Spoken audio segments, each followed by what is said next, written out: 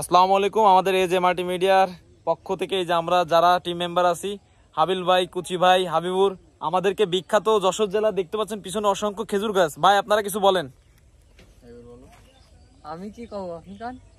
আমি তো বলবো, আমি তো বলতে চাচ্ছি যে আমাদের এই যশোর জেলার মাটি সোনার চেয়েও খাঁটি। ভাই কিন্তু কথাটা খারাপ কইনি, এটাই বাস্তব। আর আমাদের যশোর জেলায় ছেলেমেয়েরাও ভালো কর্মিক। এটা কিন্তু সত্যি কথা। ভালো মুরব্বীর মতন একটা কথা বলেছে। আমাদের যশোর জেলার ছেলেরাও কিন্তু কর্মঠ, তারা বেকার না। হ্যাঁ হ্যাঁ, রাইট রাইট। আর আমাদের পিছনে দেখতে পাচ্ছেন অসংখ্য খেজুর গাছ। এই খেজুর গাছের রসই কিন্তু খেজুরের রস, খেজুরের গুড় রস, এগুলো আপনারা কিন্তু কয়েকদিন পরে খাতি পারবেন। এই যে দেখতে পাইতেছেন গাছ কিন্তু তোলা শেষ। তো গুড় রস খাওয়ার দাওয়াত দিয়ে দেন সবাই। আপনাদের যাদের যাদের রসের পিঠা খাইতে ইচ্ছা আমাদের যশোরে চলে আসবেন, ঠিক আছে?